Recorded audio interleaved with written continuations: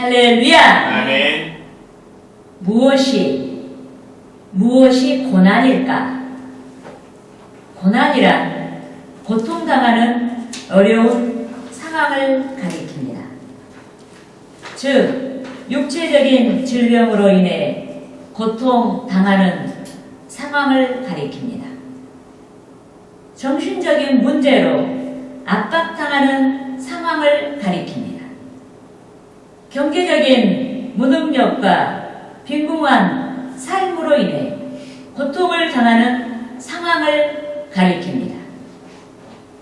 사회적인 역경과 압제 등으로 고통당하는 상황을 가리킵니다.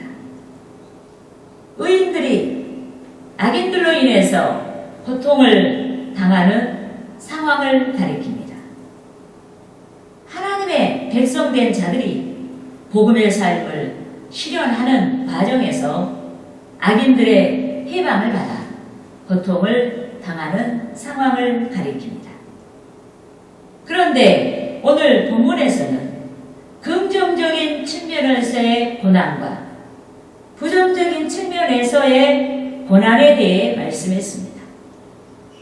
요컨대 긍정적인 측면에서의 고난은 하나님께서 주 예수 그리스도를 좇는 자들에게 나타내시는 유익을 가리킵니다. 이 때문에 우리는 부정적인 측면에서의 고난이 아닌 긍정적인 측면에서의 고난을 자원해야 합니다. 본문에서 말씀하고 있는 부정적인 측면에서의 고난, 즉 우리를 해롭게 하는 고난을 초래하지 아니하도록 바람직한 인륜을 구축해야 하는 줄 믿습니다. 아멘. 예컨대 그리스도의 공생의 기간에 한 청년이 예수께 나왔습니다. 예수께 나와서 내가 무엇을 하여야 영생을 얻으리까 하고 영생을 위하여 여쭈었습니다. 그런데 그리스도께서는 십계명을 제시하시고 바람직한 인륜에 대해 말씀하신 줄 믿습니다. 따라합시다. 마가복음 10장 19절 말씀. 19절 말씀. 내가 계명을 안 하니 살인하지 말라. 간음하지 말라. 도둑질하지 말라. 거짓 증언하지 말라. 속여 빼앗지 말라. 내 부모를 공경하라 하였느니라. 여러분, 십계명에서 제시하고 있는 인륜을 버린 자는 타인을 해롭게 할 뿐만 아니라 자신의 영혼을 항구하게 하는 것입니다. 전국적으로 망하는 삶을 초래합니다. 이 때문에 높은 차원의 신앙을 성취하고자 하는 우리는 무엇보다 먼저 바람직한 인륜을 구축해야 하는 줄 믿습니다. 아멘. 특히 우리는 부정적인 측면에서의 고난을 받지 아니하도록 남의 일을 간섭하지 말아야 하는 줄 믿습니다. 아멘. 예컨대 그리스도의 공생의 기간에 어떤 사람이 상속 관계로 자신의 형과 분쟁하다가 예수께 나왔습니다. 분배받은 상속에 만족하지 아니하고 더 받고자 하여서 예수께 나왔습니다. 그런데 인류에게 영생의 은혜를 주시기 위해서 이 세상에 오신 예수께서는 인간의 탐심에서 비롯된 상속에 대한 재판장이 되지 아니하시겠다고 단호하게 말씀하신 줄 믿습니다. 아멘. 따라합시다. 누가복음 누가복음 12장 12장 14절에서 15절 말씀. 이르시되 이 사람아 누가 나를 너희의 재판장이나 물건 나누는 자로 세웠느냐 하시고 그들에게 이르시되 삼가 모든 탐심을 물리치라. 사람의 생명이 그 소유에 넉넉한 데 있지 아니하니라 하시고. 넉넉한 데 있지 아니하니라 하시고. 여러분, 예수께서 상속의 불만을 품은 자의 편에 서서 상담을 했을 때 반대편 선자가 예수님을 비난할 수가 있습니다. 이렇게 하여 주께서 큰 공경에 처할 수가 있는 것입니다. 예수께서 밝혔듯이 영생의 문제, 즉 신앙 문제가 아닌 육신의 일을 간섭하시다가 공경에 처할 수가 있는 것입니다. 이 때문에 저와 여러분이 언제나 진리를 추구하는 우리의 본분에 충실해야 합니다. 그렇게 하여 신앙이 아닌 인간의 이기심과 탐심에서 비롯된 남의 일에 연루되어서 유익이 없는 고난을 받지 말아야 하는 것입니다. 오늘 본문에서 다루고 있는 긍정적인 측면에서의 고난이 아닌 부정적인 측면에서의 고난을 받지 말아야 하는 줄 믿습니다. 아멘. 여러분, 고통을 동반하는 것이 고난입니다. 그럼에도 긍정적인 측면에서의 고난이 우리를 이롭게 합니다. 회개의 열매를 맺게 합니다.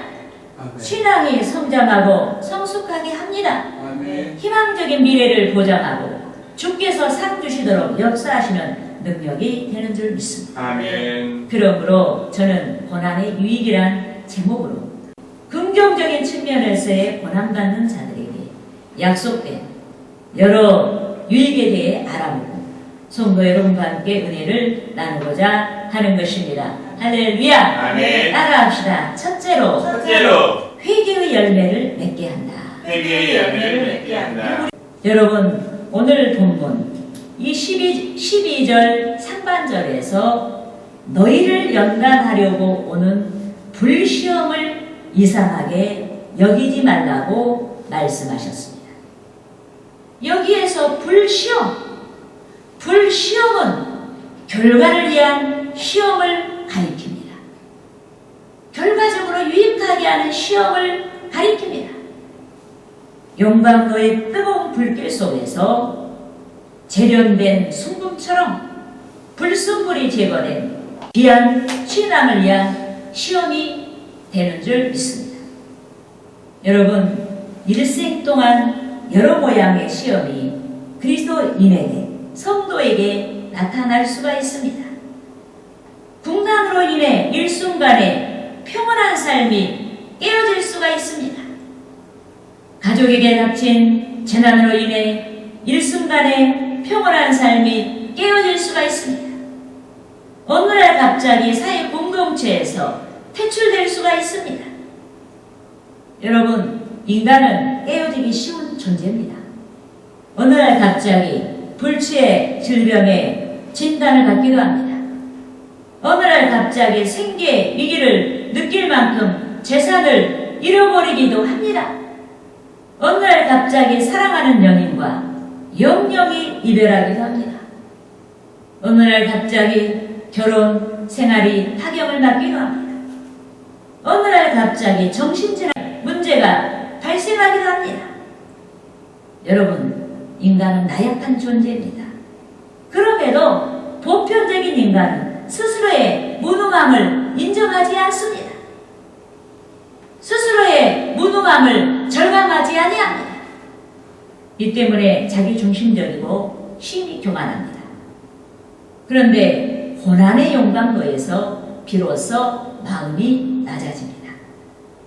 고난의 용광로에서 무능함을 인정합니다. 고난의 용광로에서 무능함을 절감합니다. 고난의 용광로에서 슬픈 자의 마음을 헤아립니다. 자신에게 닥친 유사한 문제로 고통당하는 자들의 입장을 헤아리게 되는 것입니다. 이 때문에 하나님께서는 우리의 유익을 위해 우리에게 연단을 뜻하신 줄 믿습니다. 우리의 신앙의 유익, 즉 회개의 열매를 맺도록 오래 참으시고 고난 가운데로 인도하시는 줄 믿습니다. 따라하시겠습니다. 보라, 보라 내가 너를 연단하였으나 너를 연단하였으나 은처럼 하지 아니하고 은처럼 하지 아니하고 너를 고난의 풀무불에서 택하였노라. 고난의 풀무불에서 택하였노라. 여러분, 금과 은은 고열에서 순식간에 재련됩니다. 하지만 하나님께서 우리를 시험의 불로 은처럼 연단하지 아니하시는 줄 믿습니다. 왜 그런가? 인간은 육신이 연약한 까닭에 은처럼 순식간에 닥친 불시험을 만나게 되면은 불시험을 이기지 못하고 죽을 수가 있습니다. 하나님은 우리를 죽이는 게 목적이 아니에요. 살리는 게 목적이에요. 그래서 은처럼 금처럼 우리를 단련하지 아니하시고 인간은 정신적으로 연약한 까닭에 은처럼 순식간에 우리를 단련하면은 다 정신질환자가 되어버릴 수밖에 없어요. 그래서 하나님께서는 우리를 은처럼 금처럼 순식간에 단련하지 아니하시고 각각의 성도에게 고난의 분량을 정하시고 고난의 시간을 정하시고 고난의 끝을 정하시고 불시험을 하는 줄 믿습니다. 그런데 고난을 뜻하신 하나님께서는 저와 여러분이 고난에서 승리하도록 역사하시는 줄 믿습니다. 하나님께서 의도하신 회개의 열매를 맺고 고난에서 승리하도록 역사하시는 줄 믿습니다. 그러므로 저와 여러분이 닥친 고난을 신앙으로 극복하고 닥친 고난을 신앙으로 극복할 뿐만 아니라 주의 나라와 의를 위한 고난을 자원해야 하는 것입니다. 할렐루야! 아멘. 따라합시다. 둘째로 둘째로 신앙을 성장하고 성숙하게 한다. 신앙을 성장하고 성숙하게 한다. 여러분, 유익한 고난, 긍정적인 측면에서의 고난은 우리의 신앙을 자라게 하고 성숙하게 하는 것입니다. 여러분, 어린아이, 이 어린아이는 귀한 가치를 위한 분별을 할 수가 없습니다. 무엇이 귀한지 몰라요. 어린아이는 귀한 가치를 위한 희생의 짐을 질 수가 없습니다. 분별이 없으니까 어렵다는 것 그 하나만 가지고 희생의 짐을 질 수가 없다. 어린아이는 현재 시간에만 충실합니다. 어린아이는 스스로 미래를 위한 삶이 무엇인지 분별할 수도 없고 깨달을 수도 없습니다. 어린아이는 현재 시간에서 어머니의 젖을 먹고 배부르고 어머니가 제공하는 양식을 먹고 배부르고 건강이 탈이 없으면 그것으로 만족하는 것이 어린아이입니다. 이러하듯 영적인 젖을 먹는 상태에 머물러 있는 자도 하나님께서 신앙의 발로에서 복 주시는 미래를 깨닫지 못합니다. 아멘. 이 때문에 영적인 어린아이는 육신적인 어린이 같이 현재 시간에서 일신상의 안일과 행복만을 추구합니다. 아멘. 육신을 즐겁게 하는 가치를 추구합니다. 물질이 많을수록 복을 받았다고 단정을 하고 물질이 적을수록 복을 받지 못했다고 생각합니다. 본문에서와 같이 우리의 유익을 위한 긍정적인 측면에서의 고난이 있음에도 불구하고 긍정적인 측면에서의 고난까지도 스스로가 부정적인 의미로 받아들입니다. 왜 나는 이렇게 문제가 많은가 하고 신앙생활의 회의를 품습니다. 왜 나는 이렇게 문제가 많은가 하고 절망합니다. 여러분, 문제 가운데 기도하다가 하나님을 만날 수가 있어요. 아멘. 입신에서 천국을 볼 수가 있어요. 네. 신령한 은사들을 여러분 받을 수가 있어요. 아멘. 네. 여러분, 그런 것, 신령한 것들이 더 중요해요. 여러분, 우리가 세속적인 이 생활에서 넉넉함을 유지할 수 있는 큰 물질을 여러분들이 택하겠어요? 하나님 만나는 일을 택하겠어요? 우리는 하나님 만나는 일을 택해야 됩니다. 그렇기 때문에 현세적인 것 가지고 내가 복을 받았다, 받지 못했다 이렇게 말하는 것은 무리다. 믿습니까?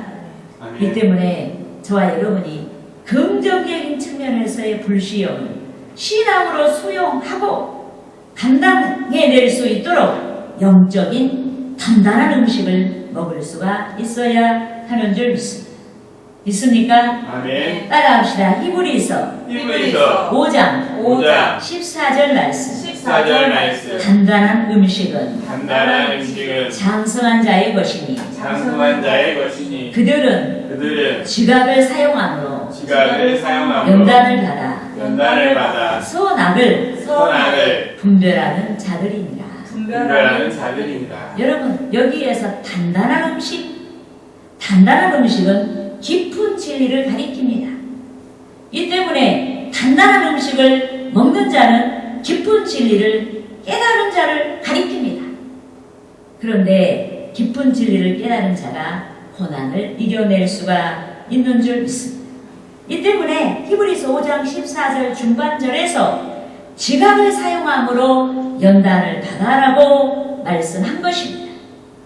그런데 주의 성령이 깊은 진리에 이르게 합니다.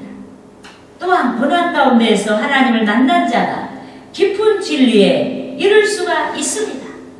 더욱이 고난 가운데에서 하나님을 만난 자가 깊은 진리에 이를 뿐만 아니라 선악을 분별하고 주의 선을 좇아 고난을 자원할 수가 있는 줄 믿습니다. 아멘. 여러분 고난을 감수하고 자신을 위해 희생의 짐을 질 줄 아는 자가 자신에 대해 성숙한 자입니다. 또 고난을 감수하고 자신뿐만 아니라 타인을 위해 희생의 짐을 질 수 있는 자가 한 걸음 더 나아가 타인에 대하여서 성숙한 자입니다. 또 하나님의 나라와 의를 위해 자원하여서 희생의 짐을 질 수 있는 자가 하나님께 대해 성숙한 자입니다. 그런데 고난을 감수하고 희생의 짐을 짊어졌더니 성숙한 자가 되었습니다. 성숙한 삶이 더욱 큰 고난의 삶을 자원하는 능력이 되었습니다. 그러므로 저와 여러분이 고난이 주는 유익을 상기하고 긍정적인 측면에서의 고난을 자원해야 하는 것입니다. 아멘. 할렐루야. 아멘. 따라합시다. 셋째로 셋째로 상받는 신앙에 이른다. 상받는 신앙에 이른다. 여러분 고난이 주는 유익이 세 번째로는 상을 받는 신앙에 이르게 하는 것입니다. 여러분 고난이 육신적, 정신적 고통과 슬픔을 초래합니다. 그럼에도 본문 13절 상반절에서는 오히려 너희가 그리스도의 고난에 참여하는 것으로 즐거워하라고 말씀했습니다. 여기서 즐거워하라는 것은 고난이 주는 유익을 말하는 거예요. 여러분 주께서 그리스도의 고난에 참여하는 자들을 위해 그들이 즐거워하고 기뻐하는 일들을 준비하셨습니다. 이 때문에 주께서 나타내실 즐겁고 기쁜 일, 즉 상을 기대하는 저와 여러분이 그리스도의 고난에 참여할 수가 있어야 하는 줄 믿습니다. 아멘. 그런데 그리스도의 고난에 참여하는 저와 여러분이 오래 참아야 합니다. 주께서 당신의 영광을 나타내실 때 비로소 상을 주시는 까닭에 저와 여러분이 오래 참아야 하는 것입니다. 요컨대 주께서 연단의 끝에서 상을 주십니다. 우리가 참는다고 했을 때 금방 상을 주시는 게 아니에요. 연단의 끝에서 상을 주십니다. 현세에서도 상을 주십니다. 주의 재림과 함께 우리에게 더 온전한 상을 주시는 줄 믿습니다. 그러므로 본문 14절 상반절에서와 같이 상을 기대하는 저와 여러분이 고난 가운데서도 오래 참아야 하는 줄 믿습니다. 아멘. 여러분 본문 14절 말씀을 함께 읽으시겠습니다. 너희가 그리스도의 이름으로 치욕을 당하면 복 있는 자로다. 영광의 영 곧 하나님의 영이 너희 위에 계시니라. 아멘. 아멘. 여러분 그리스도의 이름으로 치욕을 당하면 그리스도의 이름으로 치욕을 당하면이라고 말씀했습니다. 그런데 그리스도의 이름으로라고 했습니다. 이는 그리스도를 위하여라는 말씀인 것입니다. 그리스도를 위하여 부끄러움을 당하는 것을 가리킵니다. 그리스도를 위하여 욕을 당하는 것을 가리킵니다. 그리스도를 위하여 고통을 당하는 것을 가리킵니다. 그런데 주의 영광, 즉 주의 성령이 우리 가운데 계시는 줄 믿습니다. 이 때문에 본문 14절 중반절에서 베드로 사도가 주의 산상보훈을 상기하며 그리스도를 위한 고난받는 자들이 복 있는 자라고 말씀을 한 줄 믿습니다. 여러분 따라합시다. 마태복음 5장 10절에서 12절 말씀. 의를 위하여 박해를 받는 자는 복이 있나니 천국이 그들의 것이니라. 나로 말미암아 너희를 욕하고 박해하고 거짓으로 너희를 거슬러 모든 악한 말을 할 때에는 너희에게 복이 있나니 기뻐하고 즐거워하라. 하늘에서 너희의 상이 큼이라. 너희 전에 있던 선지자들도 이같이 박해하였느니라. 여러분, 구원은 인간의 선행이 아닌 주께서 그리스도의 대속을 믿는 자에게 값없이 베풀어 주시는 선물입니다. 그런데 주께서는 그리스도로 말미암은 구원뿐만 아니라 우리에게 상을 약속하셨습니다. 이 때문에 저와 여러분이 약속 있는 삶을 살아야 합니다. 본문 5절 하반절에서와 같이 그 이름으로 하나님께 영광을 돌리는 삶을 살아야 하는 줄 믿습니다. 그 이름으로 영광 돌리는 삶이 뭐예요? 그리스도를 위하여 사는 삶이에요. 믿습니까? 아멘. 그리스도 때문에, 복음 때문에 닥친 고난을 극복해야 하는 줄 믿습니다. 그리스도를 위하여, 복음을 위하여 닥친 고난을 극복해야 합니다. 더욱 진일보하여서 그리스도 때문에, 복음 때문에 영적인 가치를 위해 육신의 가치를 상실할 수 있는 믿음을 구해야 하는 줄 믿습니다. 따라합시다. 마태복음 19장 29절 말씀. 또 내 이름을 위하여 집이나 형제나 자매나 부모나 자식이나 전토를 벌인 자마다 여러 배를 받고 또 영생을 상소하리라. 여러분, 형제, 자매, 부모, 자식은 가정에 대한 말씀이에요. 또 전투에 대한 것은 재물에 대한 말씀이에요. 그런데 누구에게나 가정과 재물은 귀한 가치입니다. 이 때문에 버린 자마다 고통이 따르는 고난의 짐을 짊어져야 하는 것입니다. 그럼에도 주를 믿는 자는 때때로 하나님께서 말씀하신 가치 실현을 위해서 육신의 가치를 버리는 것입니다. 어떤 사람은 큰 것을 버리고 어떤 사람은 작은 것을 버립니다. 그런데 주께서 약속하신 것처럼 버린 자마다 여러 배의 상을 받는 것입니다. 현세에서도 상을 받고 내세에서도 상을 받게 되는 줄 믿습니다. 그러므로 희망적인 미래를 위해서 신앙의 씨를 뿌리는 삶을 소망하는 저와 여러분이 주를 위한 고난의 삶을 자원할 수 있는 신앙이 있어야 하는 것입니다. 현재 받는 고난의 진실을 진단하고 우리의 잘못으로 인한 고난이라면 마땅히 회개의 열매를 맺고 상급이 약속된 주를 위한 고난을 자원해야 하는 줄 믿습니다. 신앙의 성취를 위한 고난을 자원해야 합니다. 특히 여러 문제 가운데서도 내 문제 하지 말고 내가 문제 가운데 있다고 해서 내 문제 하지 말고 그 가운데서도 주를 위해 고난의 짐을 짊어질 수 있도록 능력을 구하고 주께서는 우리의 문제를 해결해 주시도록 기도해야 하는 것입니다. 할렐루야! 아멘.